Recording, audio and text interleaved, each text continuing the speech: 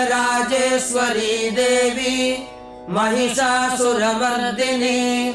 मधुकैटभहन्त्री च रक्तबीजविनाशिनी धूम्राक्षदैत्यहन्त्री च भण्डासुरविनाशिनी रेणुपुत्री महामाया